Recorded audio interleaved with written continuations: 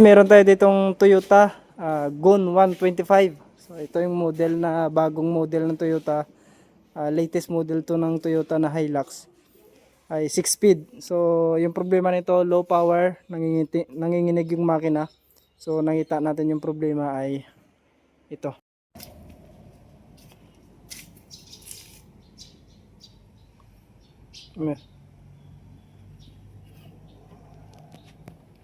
It's rubbish, yeah.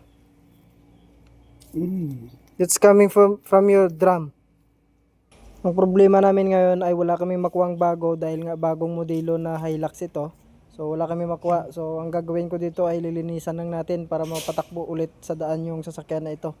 So linisan lang natin para hindi matambay ng matagal yung sasakyan kasi walang pesa na makuha. So linisan lang natin. Tignan nyo ang magiging resulta.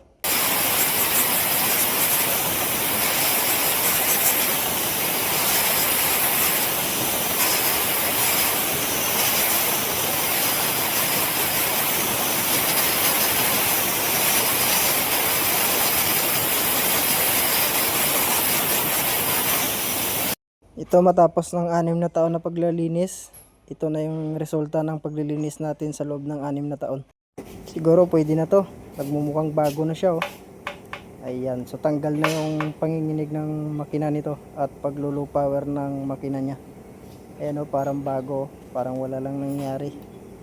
So syempre, linisan din natin ito, ayan oh, sobrang linis niya.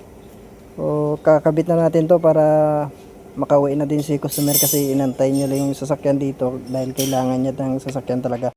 So, matapos ang 10 taon. Baliw ka yata eh. Ito, road test na kami ni customer. So, napapasabi lang siya na okay na. Goods na yung makina ko. Alright ah.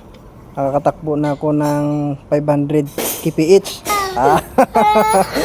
So okay na to. So nandiyan si customer, siya nagda-drive kasi para ma-feel niya kung may pagbabago or ganun pa rin yung kanyang sasakyan. Ayan si customer oh. Ayan, o diba? All goods na. So sa mga gusto pa magpagawa dyan, nandito lang ako sa Kokopo. Puntahan nyo lang yung shop namin dito, Gazelle Motors.